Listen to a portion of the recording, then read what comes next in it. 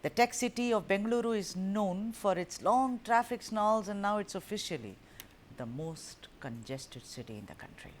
As per the Traffic Quality Index 2024, Bengaluru falls in the extreme congestion category, being the only city in the 800 to 1000 range.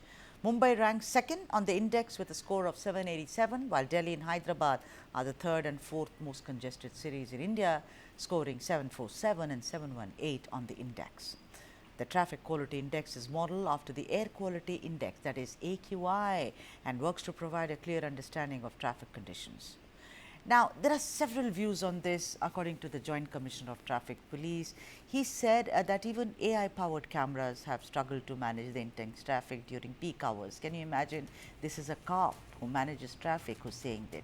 He also said that despite using 9,000 CCTV cameras, the traffic management still remains a major challenge. The BBMP has also observed that the government was considering several measures in order to manage the traffic in the city better. There are many steps like building tunnel roads, elevated corridors, pedestrian-friendly infrastructure, etc., etc., etc. But the point is, several ideas have been mooted time and time again. But what is the real solution now that it's staring in Bengaluru's face, the most congested city in the country? Dr. Sudhir Krishna, Chairperson of BIS Committee and former Secretary, Urban Development Government of India, is joining us. Let me welcome the guest straight away. Dr. Sudhir Krishna, thank you so much for joining us, sir. What is the way out? I mean, when we spoke about, overbearing, overhead bridges and overhead tunnels, we all spoke about how it is completely impractical to follow this. Everyone has tried their level best. The city is growing, the vehicles are growing, but they really do not know what to do about managing it. Well, I think at the outset, good evening to you and to the viewers. And Hello, I think doctor. this is a very challenging situation for Bangalore. And you see, my cadre is Karnataka, and I have lived in Bangalore for a long time, and I was also Bangalore Metropolitan Commissioner as well. So the problem have been analyzed, and the solution is also there, but somehow we are getting the solution little late. See, for instance, Bangalore was a city which was full of lakes and parks and houses which were like independent houses here and there. Now, over time, the lakes have been, many of the lakes have been closed and converted into built spaces. Even the open areas have been converted into built spaces. Even single-story houses have been converted into, multi-story houses. So as a result, the traffic is increased like anything. And the roads in Bangalore were normally not very wide. I mean, these were for the kind of traffic they had. So it is not able to manage.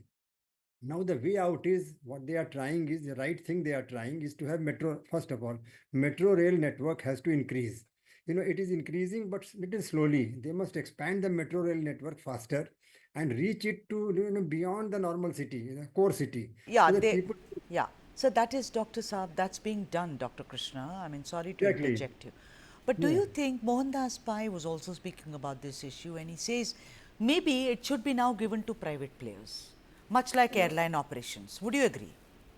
See, it is privatizing public transportation system is not like it's not a very easy solution because it's a public service. Many things in public service cannot be just easily privatized.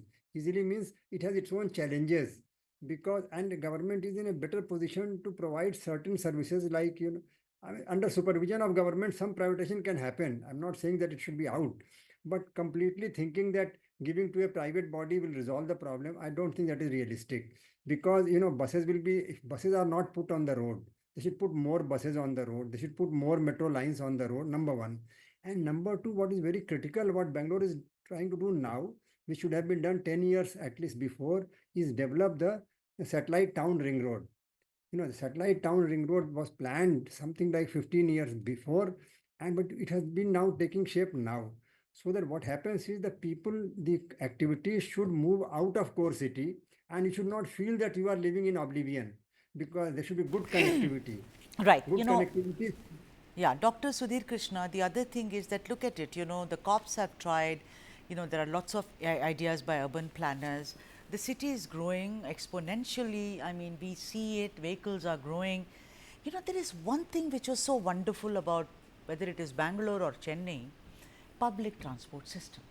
somewhere, although the politicians have made it free for women, free for everyone, the public transport system, I think, needs to be more vibrant. Would you agree, Dr. Krishna?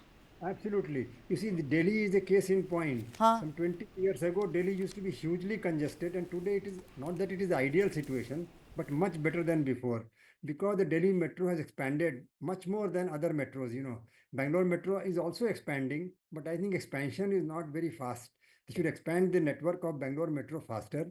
Bangalore Transport Corporation (BTC) network should BMTC network should also increase faster, and then satellite towns should be given taken up, and some flyover underpasses have to be developed. There is no option but to create more flyovers and underpasses, though I don't like too much of concretization of city, but when the traffic problem is so high, we should develop. And I would say one more thing, that walkways, it is very difficult to walk. If you want to take a bus, if you want to take a bus from home to the bus point, it is challenge to reach because walkways are very narrow and sometimes they are not available for comfortable walking. Right. So if walkways are improved, people can walk from home to the bus stop or metro station with confidence, and then this will reduce the traffic. Otherwise, you feel like taking your motorcycle or scooter or car, whatever you have, because starting from home itself is a challenge.